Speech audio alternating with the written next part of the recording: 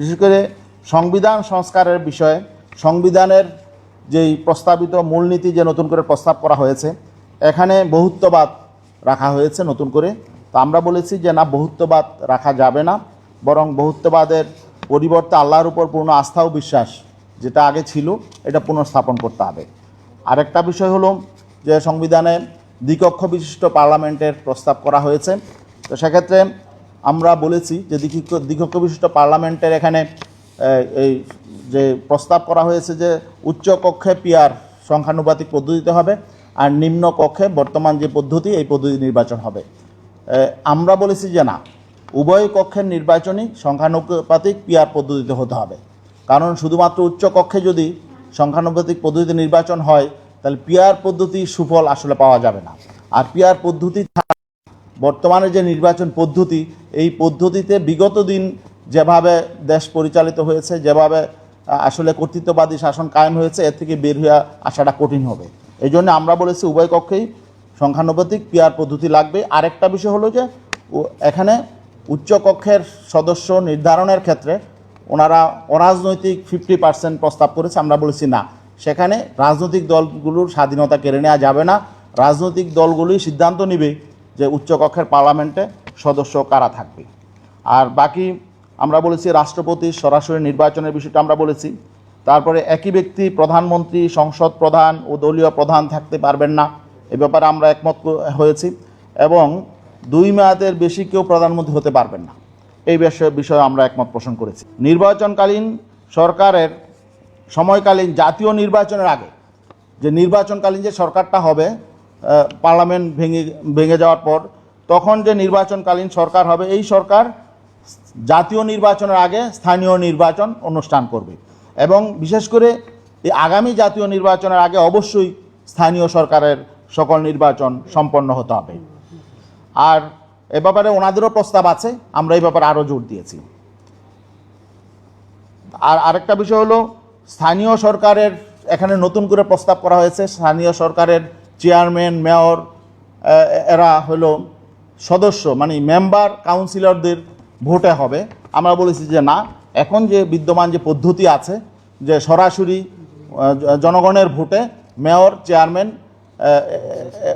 এগুলো সরাসরি ভোটে নির্বাচিত হতে হবে। এবং ওনারা যেখানে বলেছে যে এখানে যে প্রশাসন, জনপ্রশাসন সংস্কার কমিশন, বর্তমান যে জেলা পরিষদ না থাকার ব্যাপারে, বিলুপ করার ব্যাপারে বলেছেন। আমরা বলছি যে না, জেলা পরিষদ থাকতে হবে এবং বরং আরও এটা কার্যকর করতে হবে। কারণ আমাদের সাংবিধানিকভাবে বাধ্যবাধকতা আছে যে সকল স্তরে নির্বাচিত প্রতিনিধিদেরকে দিয়ে রাষ্ট্র পরিচালিত হবে। সেক্ষেত্রে জেলা পর্যায়ে অবশ্যই নির্বাচিত প্রতিনিধি লাগবে। এই জন্য জেলা পরিষদ থাকবে, জেলা পরিষদের চেয়ারম্যান থাকবে। কিন্তু এখন যে পদ্ধতিতে নির্বাচন হয় জেলা পরিষদ, এটা না হয়ে বরং সরাসরি জনগণের ভোটে জেলা পরিষদের চেয়ারম্যান নির্বাচিত হবে। উপজেলা পরিষদের যেমন আছে চেয়ারম্যান থাকবে, ভাইস চেয়ারম্যান এগুলো থাকবে। আর বাকি আইনসভা ভেঙে দেওয়ার পর এখানে বলা হয়েছে অন্তর্বর্তীকালীন সরকার দায়িত্ব নেবে, কিন্তু আমরা বলেছি সেটাকে নির্বাচনকালীন সরকার নামকরণ করার জন্য, কারণ তাদের প্রধান কাজটাই হবে নির্বাচন করা। তো এই জন্যে আমরা সেটা রেখেছি। আর একটা হলো নির্বাচন কমিশন সংস্কারের ব্যাপারে আমরা বলেছি একটা স্বাধীন নির্বাচন কমিশন করতে হবে। সেটা স্বাধীন, কার্যকর অর্থে স্বাধীন, নির্বাহী বিভাগ থেকে সম্পূর্ণ আলাদা থাকতে হবে এবং নিজস্ব জনবল এবং আর্থিক স্বাধীনতা তাদের থাকতে হবে। আর নিরপেক্ষ নির্বাচনে ব্যর্থ হলে এখন যেটা আছে জবাবদিহিতার কোনো সিস্টেম নেই। আমরা দেখেছি বিগত 3টা নির্বাচনে প্রহসনের নির্বাচন হয়েছে, যেন তেন নির্বাচন হয়েছে, কিন্তু এই ক্ষেত্রে নির্বাচন কমিশনের জবাবদিহিতার কোনো আমরা দেখি নাই। তো এই জন্য আমরা বলছি নির্বাচন কমিশন যদি ব্যর্থ হয় সুষ্ঠু গ্রহণযোগ্য নির্বাচন, ক্রেডিবল নির্বাচন অনুষ্ঠানে, তাহলে তাদেরকে জবাবদিহিতার আওতায় আনতে হবে।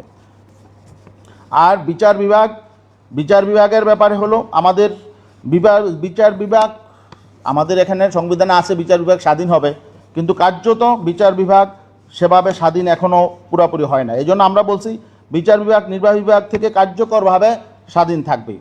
বিচার বিভাগের আলাদা সচিবালয় থাকবে, সেখান থেকে বিচার বিভাগের বিভিন্ন রকম অফিসিয়াল কার্যক্রম পরিচালিত হবে।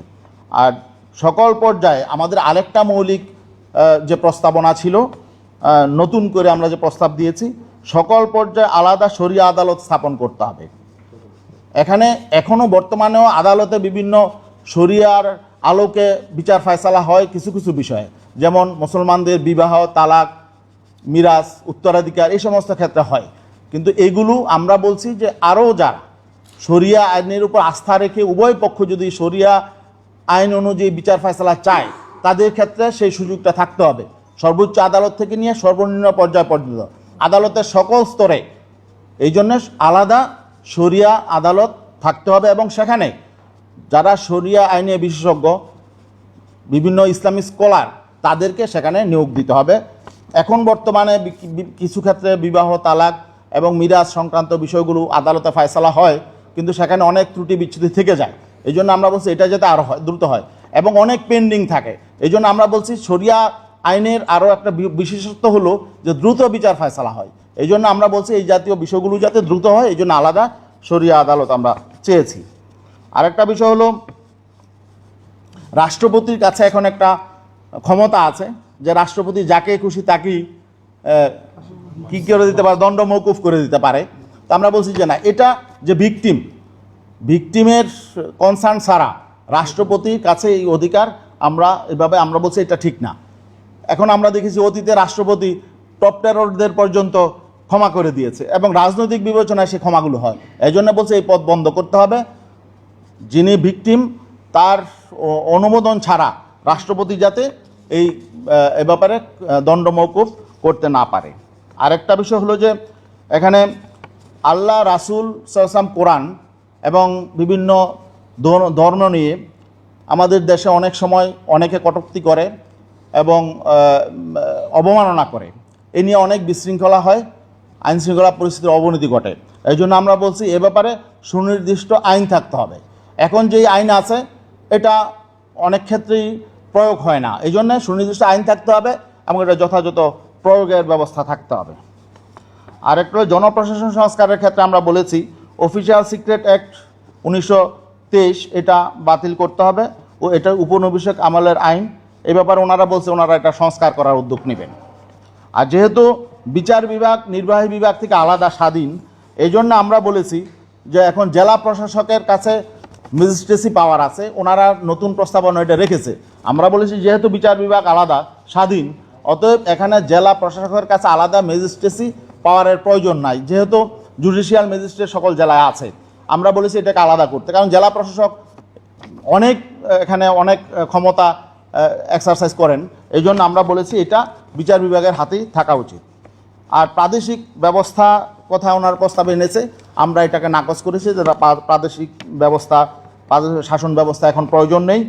আর জেলা পরিষদ বাতিলের তো আমি আলোচনা বললাম আগেই। আর দুর্নীতি দমন কমিশনের ব্যাপারে আমরা বলেছি দুদককে নির্বাহী বিভাগ থেকে প্রভাবমুক্ত করে সম্পূর্ণ স্বাধীন এবং সাংবিধানিক প্রতিষ্ঠানে পরিণত করতে হবে। আর দুদক নিয়ে আমাদের আরও কথা আছে, আজকে সময় সংক্ষেপের কারণে আমরা বিস্তৃত আলোচনা করতে পারি নাই। পুলিশ সংস্কার কমিশন নিয়েও আমাদের কথা আছে, তবে পুলিশ সংস্কার কমিশনের যেই 15 দফা প্রস্তাবনা তারা পেশ করেছেন, আমরা 15 দফার সাথে একমত হয়েছি, তবে আমাদের আরও অতিরিক্ত 9টা প্রস্তাবনা আছে। তো এগুলো সার্বিক বিষয় নিয়ে আমরা তাদের সাথে বসবো। আরেকটা বিষয় হলো এখানে এই যে বিষয়গুলো কেন এই সংস্কার প্রয়োজন, আসলে আমরা দেখছি বিগত দিনে 54 বছর দেশ যেভাবে চলেছে জনপ্রত্যাশা পূরণ করতে পারে নাই। জুলাই 24-এর গণ অভ্যুত্থানের চেতনার আলোকে জন আকাঙ্ক্ষা বাস্তবায়নে প্রয়োজনীয় মৌলিক সংস্কার সম্পন্ন করতে হবে। আর আমরা এই কথা স্পষ্ট বলে দিয়েছি, প্রয়োজনীয় মৌলিক সংস্কার সম্পন্ন হওয়ার আগে জাতীয় নির্বাচন সম্পন্ন করা যাবে না। এবং নির্বাচন কমিশন যে কথা বলছে যে তারা নির্বাচন যারা প্রস্তুতি নিচ্ছে, কিসের আলোকে প্রস্তুতি নিচ্ছে? সংস্কার এখনও সম্পন্ন হয় নাই, কোন ভিত্তিতে কিভাবে নির্বাচন হবে এটা এখনও ক্লিয়ার হয় নাই। অতএব এই সংস্কার কার্যক্রম শেষ করার পরই নির্বাচন হতে হবে, এবং শুধু যেন তেন ন্যূনতম সংস্কার নয়, বরং আমরা বলছি প্রয়োজনীয় মৌলিক সংস্কারের পরে জাতীয় নির্বাচন হবে এই বিষয়। আর নারী যে সংস্কার কমিশনের সম্মানিত সদস্যরা যে প্রস্তাব দিয়েছেন এটা নিয়ে কথা উঠেছে, ওনারা বলেছেন যে এটা তো আমাদের হাতে নেই, আমাদের কাছে এই দায়িত্ব দেওয়া হয় নাই, আমাদের 6টা কমিশনের প্রস্তাব আমাদের কাছে দেওয়া হয়েছে, ওইটা নিয়ে আমরা কাজ করছি না। এই জন্য আমরা বলেছি যে ঠিক আছে, উনি বলেছেন আপনাদের আপত্তির জায়গাগুলো আপনারা প্রধান উপদেষ্টার কাছে জানান। তা আমরা সেই ব্যাপারে আমরা আলাদা কাজ করব ইনশাল্লাহ, এবং সেখানে আমাদের কিছু প্রস্তাবনা এবং সেই কিছু দ্বিমতের বিষয় আছে, সেটা আমরা আপনাদের সামনে তুলে ধরব। জাতীয় ঐক্যমত্য কমিশনের বিভিন্ন পর্যায়ে যে প্রস্তাব সংগ্রহ করা হয়েছিল, সংস্কার প্রস্তাব প্রতিবেদন আকারে আমাদের কাছে পাঠানো হয়েছিল।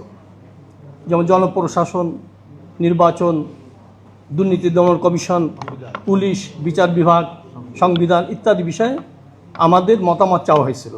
আমরা বিস্তারিত পর্যালোচনা করেছি, মতামত আগেই জমা দিয়েছি। এ বিষয়ে আবার আমাদেরকে আমন্ত্রণ জানানো হয়েছিল।